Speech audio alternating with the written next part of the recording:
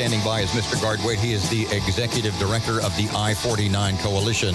Mr. Gard, how are you this morning? Thank you for joining us. Doing well, thanks. How are you? Well, we've got a little, some words that were attributed to you from the get-together yesterday, or a couple of days ago, actually, and we wanted you to tell us yesterday. And explain these to us and why you think these fees, taxes, etc. are needed. There was the committee meeting, the big meeting on transportation. There was a lot of talk about gas taxes, and I got a comment attributed to you that said we should raise gas taxes to 25 cents a gallon, indexed for inflation, and tax every part on a car, from batteries to belts to brakes, everything. Is that an accurate quote? Well, it wasn't. That was probably a combined quote from several people. But what I did say was that in order to finish the interstate, the I-49 interstate, we will probably need to have multiple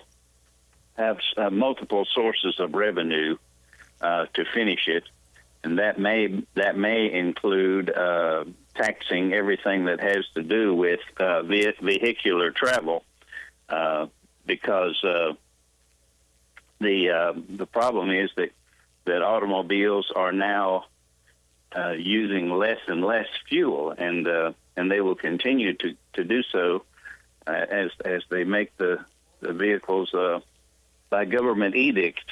The vehicles are now being made more fuel efficient, and so if we just simply look at a gas tax, then we would have to raise it so much that it wouldn't make a lot of sense. See, Mr. Gard, pardon me. I said that earlier this hour, that literally by driving a hybrid, I'm screwing up I-49, right? That's right. Well, that's right. They're at cross purposes. That's right.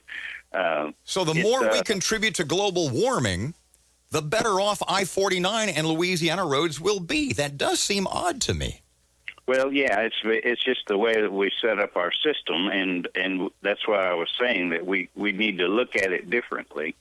If all we look at is the gas tax, then we would have to raise it so high that it would be out of be disproportionate.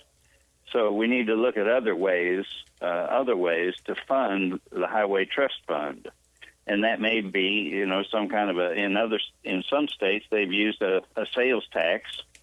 In other states they've used other ways of raising revenue, taxing tires and batteries and accessories, and even a vehicular tax. I'm not going to say, pardon me, I'm not going to say you think that's a good idea, but you do think it's a necessary idea, yes? That's correct. Yeah, I think we're going to have to look at a different way of doing, a different way of funding highways. And, that is one of the main functions of government, is to provide highway transportation, provide ways for us to move from point A to point B. We had Dr. Sean Wilson in yesterday, Secretary of the DOTD.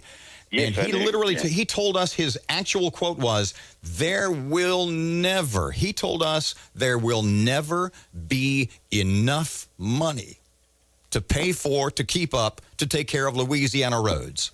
That's pretty daunting and pretty depressing, yeah? Well, it's just a sign of the times. The